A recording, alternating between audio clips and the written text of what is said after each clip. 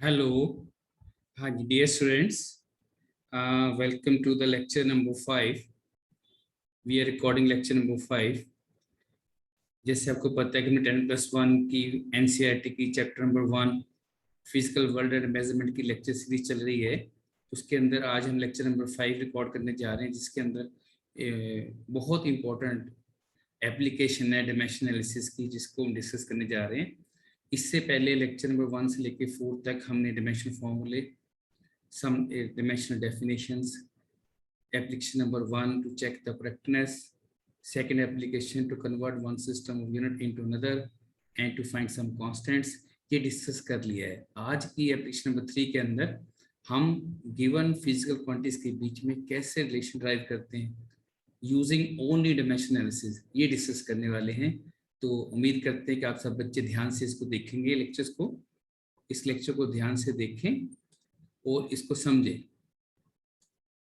तो ये बहुत बहुत इंपॉर्टेंट है for JEE Main, NEET examinations, board examinations, competitive examination. तो जल्दी इसमें से बहुत सारे क्वेश्चंस आते हैं, तो आप ध्यान से इस लेक्चर को ध्यान से देखें। पहले हम एक न्यूमेरिकल देख रहे हैं कि टाइम पीरियड टी, मान लो एक सिंपल पेंडुलम है जिसका टाइम पीरियड डिपेंड करता है मास पे, लेंथ पे और एक्सेलरेशन ड्यू टू ग्रेविटी पे। हमारे पास क्वेश्चन है कि इन सब फिजिकल क्वांटिटीज को आपस में जोड़ो, टी का मास के साथ, लेंथ के साथ, जी के साथ क्या रिलेशन है। तो इसके लिए हम कुछ स्टेप्स प्रोसेस करेंगे। पहले स्टेप के अंदर हम लिखेंगे कि लेट टाइम पीरियड, जो गिवन फिजिकल क्वांटिटी है उसको लेफ्ट हैंड साइड में लिखेंगे, let it depends upon mass, length, g. उसके ऊपर हम ये ए बी सी लिख लेंगे कॉन्स्टेंट्स, ठीक है। इस ए बी सी की वैल्यू आप बताने वाले हैं। लेट टी इक्वल टू, जब भी हम डायरेक्टली प्रोपोर्शनलिटी कांस्टेंट हटाते हैं, कोई ना कोई कांस्टेंट यूज करते हैं जिसको कांस्टेंट प्रोपोर्शनलिटी भी कहते हैं, कांस्टेंट ऑफ प्रोपोर्शनलिटी। अब ये न्यूमेरिकल सेक्शन है, थोड़ा थोड़ा हम स्पीड बढ़ा रहे हैं, तो आप भी उम्मीद करते हैं कि ध्यान से लिखिए, कॉपी पेन लेके बैठ जाओ और साथ साथ लिखो।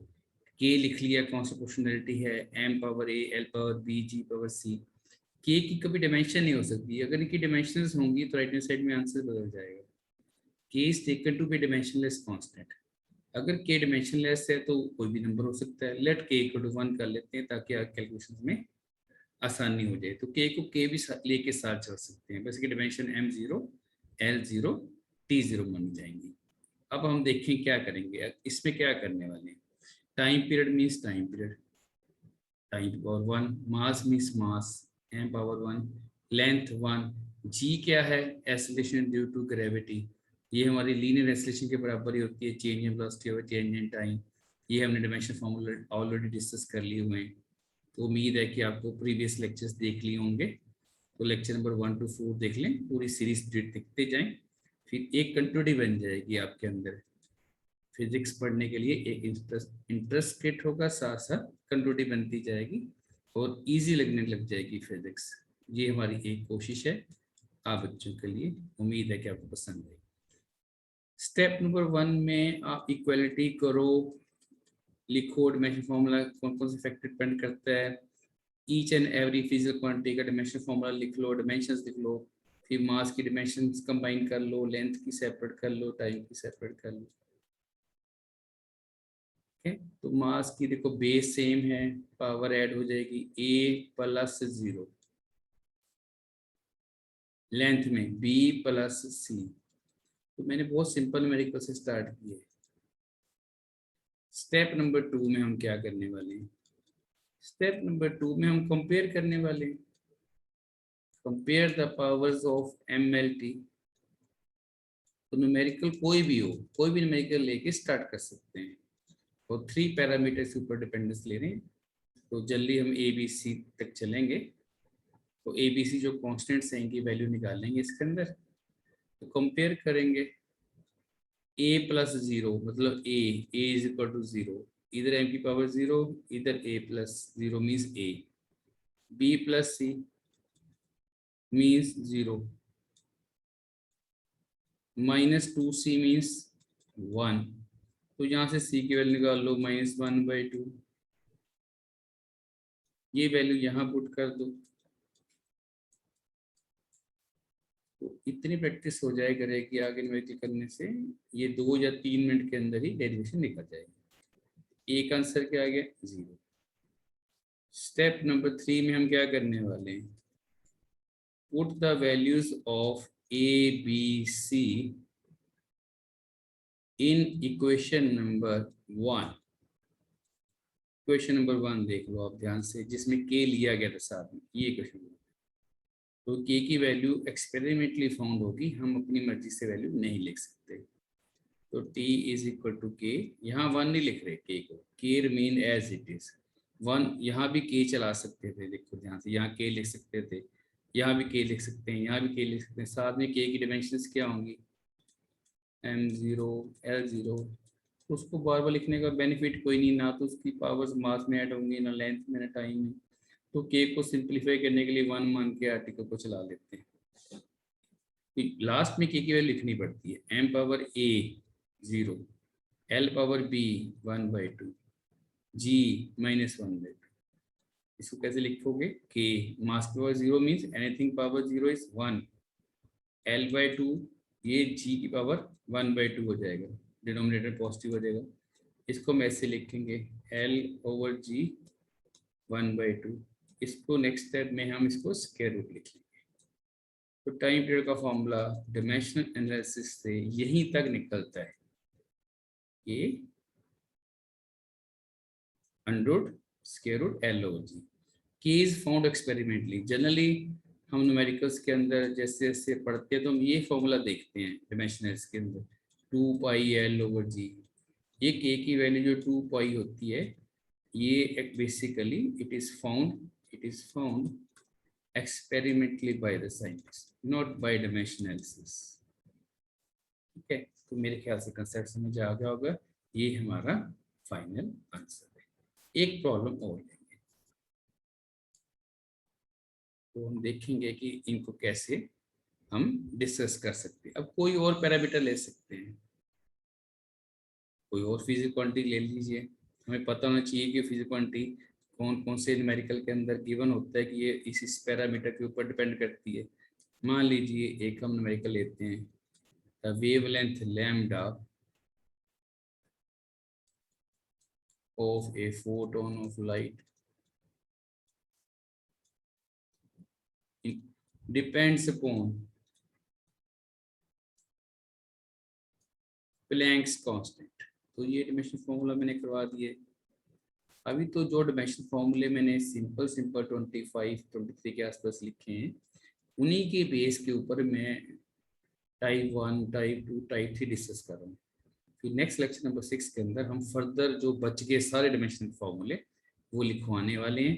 उनके बेस के ऊपर टिपिकल कह सकते हैं most important for competitive exam, JEE, NEET, KVPY, olympiad, simple, board examination, NCERT problem. अगले लेक्चर नंबर 6 के अंदर हम लेंथी लेक्चर होगा जिसमें पहले डायमेंशन फॉर्मूले होंगे, उसके ऊपर टाइप 1, टाइप 2, टाइप 3 के सारे न्यूमेरिकल डिस्कस करने की कोशिश करेंगे जितना हो सके। तो इस लेक्चर नंबर 6 में बैठने से पहले लेक्चर 1 to 5 तक अच्छी तरह समझ कर बैठे प्लीज, नहीं तो समझ नहीं आएगा। This is very difficult. Mass, velocity, तो lambda wavelength of a photon of light depends upon Planck's constant h, mass of the and velocity, derive a relation between them। तो बहुत सारे बच्चों ने ये पढ़ रखा है, de Broglie concept in physics as well as chemistry. तो लोग, मुझे तो आंसर इसका पता है, H/mv सब ने बहुत बार देखा होगा। डी ब्रोगली केमिस्ट्री में पढ़ाया जाता है, फिजिक्स में एटॉमिक स्ट्रक्चर में आता है 12th क्लास में, तो 11th क्लास में केमिस्ट्री में हो गया होगा। De Broglie wave, every moving particle के साथ de Broglie the wavelength lambda of A particle भी कह सकते हो, वेव भी कह सकते हो, लो इट्स पार्टिकल भी लिख के आ सकता है, डजंट मैटर एट ऑल। हमने बस पैरामीटर देखना है इसमें। सॉल्यूशन क्या होगा, क्या सोल्यूशन हो सकता है। स्टेप 1 में हम क्या करने वाले हैं, पहले क्या करते थे कि जो गिवन फिजिकल क्वांटिटी उसको लेफ्ट हैंड साइड में लिख लेंगे, जिन जिन पैरामीटर्स के ऊपर डिपेंड कर रही है उनको लिख लें किसके ऊपर, ए बी। ये ए बी सी किसी के ऊपर भी अपनी मर्जी से लिख सकते हैं, ए इसके ऊपर लिख सकते हैं, बी इसके ऊपर, तब भी आंसर सेम ही आने वाला।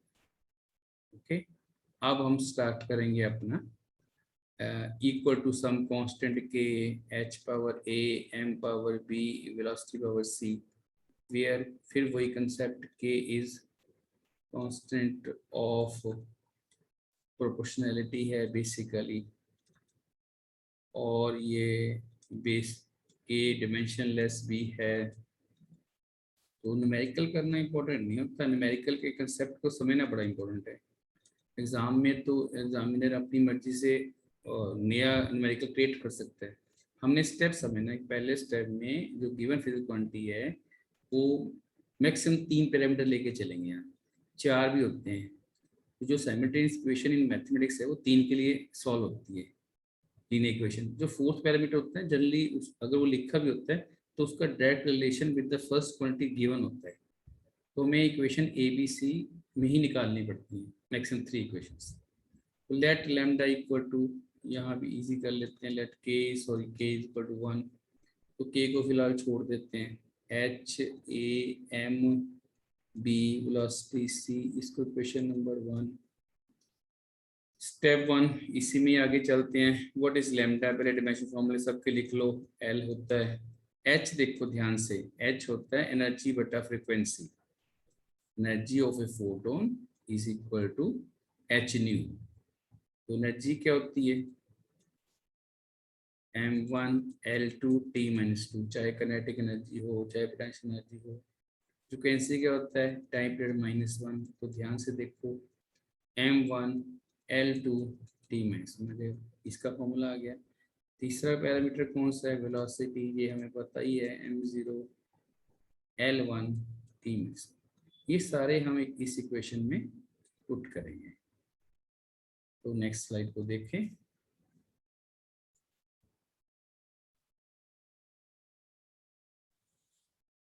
इस स्लाइड के अंदर हम लेंगे कि कैसे कैसे उसके आंसर्स में कैसे वैल्यू पुट करेंगे और कैसे सॉल्यूशंस निकालेंगे। अब हम लैम्डा, लेफ्ट हैंड साइड में wave length, length of the wave means length m0 l1 t0, के को छोड़ देते हैं, h क्या क्या था हमारे पास, देखें, h पावर a है, m पावर b है, v power velocity power c है।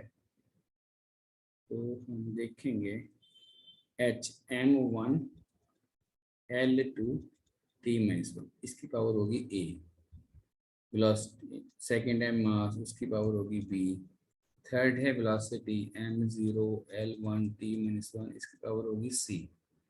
तो आप वैल्यूज पुट करते चलें और कंपेयर करना शुरू करेंगे हम। इसके बाद पहले हम मास की पावर देख लेते हैं, m power 1 into a l2a t-a, m1 into b m0 into c 0 l c t-।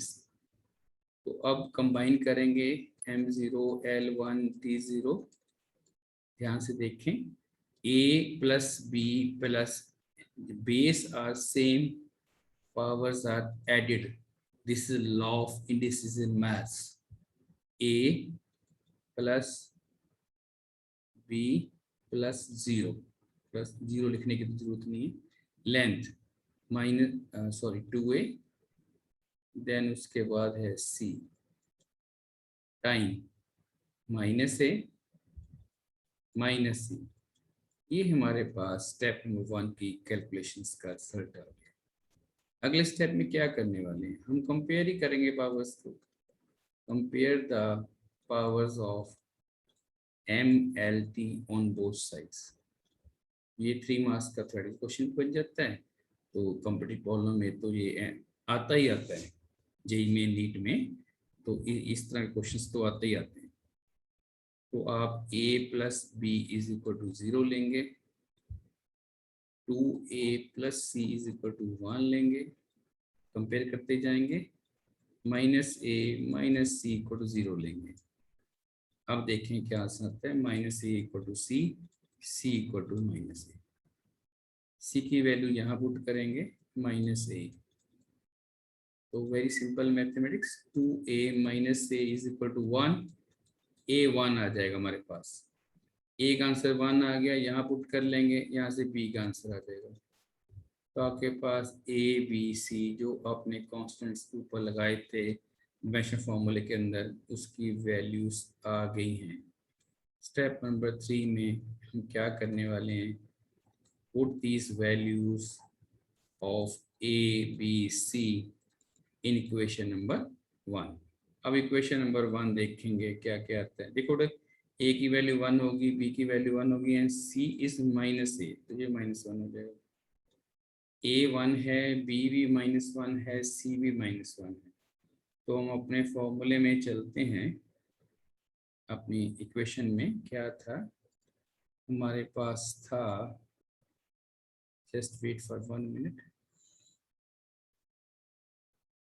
तो इसके अंदर हम अब वैल्यू पुट करेंगे तो हमें पता चल जाएगा कि इसका आंसर क्या आने वाला है।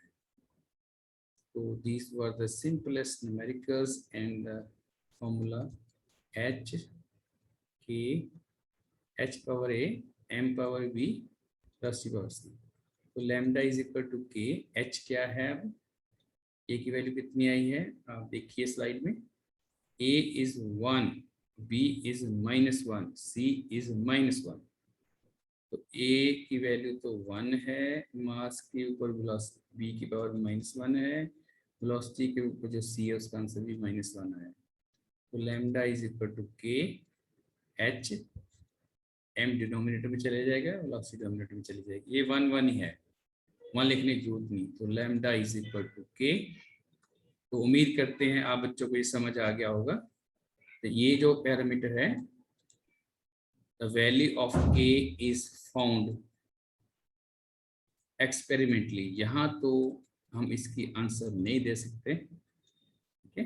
तो दिस इज द रिलेशन। तो हमने एक फिजिकल क्वांटिटी को फर्दर 3 पैरामीटर के 3 फिजिकल क्वांटिटी के साथ कनेक्टिंग रिलेशन बना लिया है। उम्मीद कर रहे हैं आपको समझ आएंगे। लेक्चर नंबर 1 से 5 सुनकर, समझकर, लिखकर, नोटबुक पर रिवाइज करके लेक्चर नंबर 6 में बैठें जो कल अपलोड होगा। उसके अंदर हम टिपिकल डायमेंशन फॉर्मूले लेने वाले हैं। आगे आगे जो हमने यूज करने हैं, universal gravitational constant, coefficient viscosity, surface tension, various types of modulus, जो नहीं पढ़ा गया, जो ये थे वेरी सिंपल क्वांटिटीज ली गई थी, सिंपल क्वांटिटीज को लेके उसके ऊपर सिंपल न्यूमेरिकल डेवलप करके आपके कंसेप्ट को डेवलप किया गया है, बिल्ड किया गया है।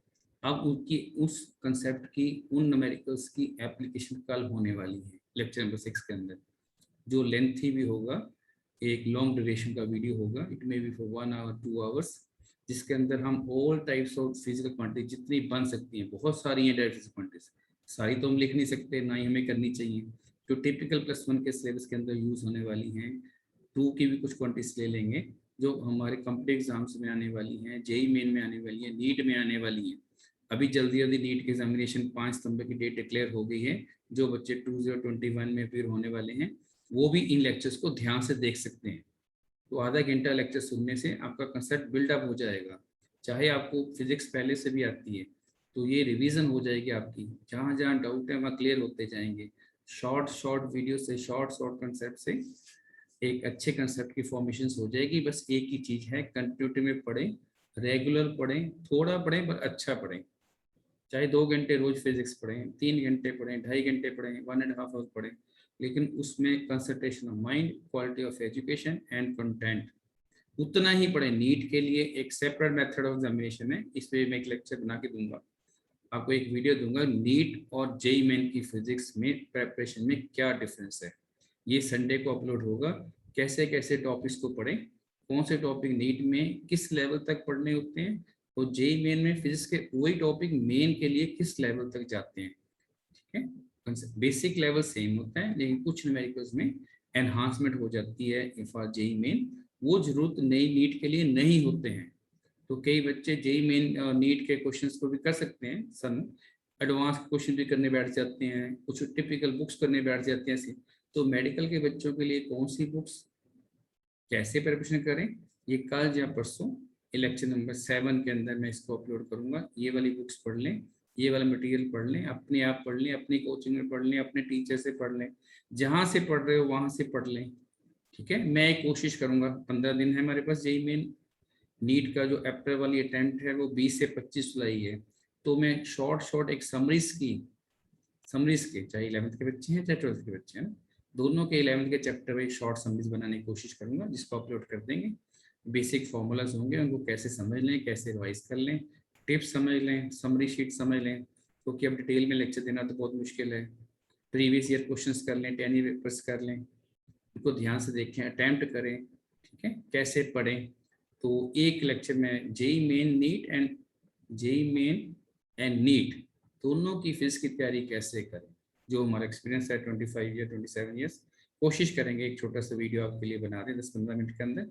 ये वाली बेसिक बुक एनसीईआरटी सबने पढ़नी है, फिर कौन सी बुक नीट के लिए पढ़ लें, फिलहाल जल्दी से कौन सी मेन के लिए पढ़ लें, और हमारे जो शॉर्ट समरी टिप्स आएंगे वो भी रिवाइज कर लें, जो अपने कोचिंग ले रखी है, जहाँ टीचर से पढ़ रखा है, school college university coaching student, उनका मटेरियल कंटेंट पढ़ लें, और अपने माइंड को कैसे सेटअप करके प्रीवियस ईयर्स क्वेश्चंस करके टाइम फ्रेम के अंदर, मैं बात बताऊंगा कि 45 क्वेश्चन नीट में आने हैं, उसको हमने 50 मिनट्स में कैसे करना है, 45 मिनट्स में कैसे करना है, 1 आवर होता है टाइम, फिर भी हमने कैसे करना है, नंबर क्वेश्चन ज़्यादा होते हैं, एक्यूरेसी कैसे बढ़ानी है। ऐसे जेईई मेन में अब 30 क्वेश्चन होते हैं, 25 हो गए, 1 आवर में 25 क्वेश्चन करने हैं, उसमें 10 यूनिट +1 के हैं फिजिक्स के, 10 यूनिट +2 के हैं, कौन से यूनिट में से कौन सा टॉपिक ज़्यादा प्रीवियस ईयर्स की एनालिसिस करके हमने देखा है। ठीक है, हर टीचर्स का अपना अपना एक्सपीरियंस होता है, अपना अपना एक आईक्यू होता है, अपना अपना मेथड बताने का। आपको पसंद आए तो आप लाइक कर लें, सब्सक्राइब कर लें चैनल को, नोटिफिकेशन आती रहेगी। ठीक है, ये जो सिलेबस चल रहा है, ये पंजाब बोर्ड के बच्चे हों, स्टेट बोर्ड के हों, सीबीएसई बोर्ड के बच्चे हों, उनका रेगुलर सिलेबस चल रहा है, और नीट और जेईई मेन के का बेस बनाने का कंटेंट दिया जा रहा है। तो ठीक है, ये बोर्ड एग्जाम के लिए हैं। अब सीबीएसई बोर्ड ने भी कैसे एग्जामिनेशन को 2 पार्ट में डिवाइड कर दिया, कि आने वाले लेक्चर्स के अंदर हम अपलोड करने वाले हैं। लेक्चर नंबर 6 के अंदर डायमेंशन एनालिसिस खत्म होने वाला है, यूजेस वेरियस फिजिकल क्वांटिटीज और डायमेंशन फार्मूलाज की एप्लीकेशंस को मैं लगभग खत्म करने की कोशिश करूंगा। तो लेक्चर नंबर 6 को ध्यान से वॉच करिए। उसको करने से पहले लेक्चर नंबर 1 से 6 तक बैठ के पढ़ के नोट करके अंडरस्टैंड करके ही बैठें। ठीक है, और अपनी एनसीईआरटी की बुक लेके बैठें साथ। जब मैं उसको वीडियो को अपलोड करूंगा उसके बाद एनसीईआरटी बुक्स में से क्वेश्चन लिए गए हैं, वो आपको जल्दी समझ आने शुरू हो जाएंगे। हो सके तो अपनी एनसीईआरटी की बुक का content, various types of dimension फॉर्मूले, यूजेस ऑफ डायमेंशन एनालिसिस, ये पढ़ के ही मेरे लेक्चर नंबर 6 में बैठे। ठीक है, thank you very much, have a nice day. उम्मीद करते हैं कि आप बच्चों को लेक्चर पसंद आ रहे होंगे। तो कमेंट बॉक्स में आप कोई भी अपना कमेंट दे सकते हैं, मैं बता सकते हैं कि आपको किस तरह की रिक्वायरमेंट है। This is only for students, ये चैनल आप बच्चों के लिए है। साइंस फिजिक्स को घर घर पहुंचाने के लिए पॉपुलराइजेशन ऑफ फिजिक्स। फिजिक्स 2 तरीके से पढ़ाई जाती है, 1 is for basic physics, conceptual physics, second is then competitive physics, application of physics. तो बेसिक डेरिवेशन चल रही हैं, डेरिवेशन बेस्ड फिजिक्स चल रही है, कंसेप्ट बनाया जा रहा है। ठीक है, धीरे धीरे इनका लेवल एप्लीकेशन ऑफ फिजिक्स में कन्वर्ट हो जाएगा, जिसमें हम बहुत सारी टिपिकल प्रॉब्लम्स करने वाले हैं। तो आप स्टे ट्यून रहें, लेक्चर हमारे चैनल के साथ सब्सक्राइब करते रहें। ठीक है, लाइक कर लें, एज यू लाइक, अगर आपको अच्छा लगा सब्सक्राइब कर लें, तो कंटेंट को देखें। ठीक है, और समझने की कोशिश करें। Thank you very much.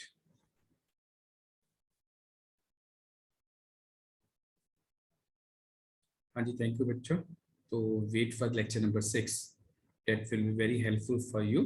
JEE Main NEET, JEE Main NEET, JEE Main, as well as board examination, as well as July test, as well as your CBSE examination. Thank you very much.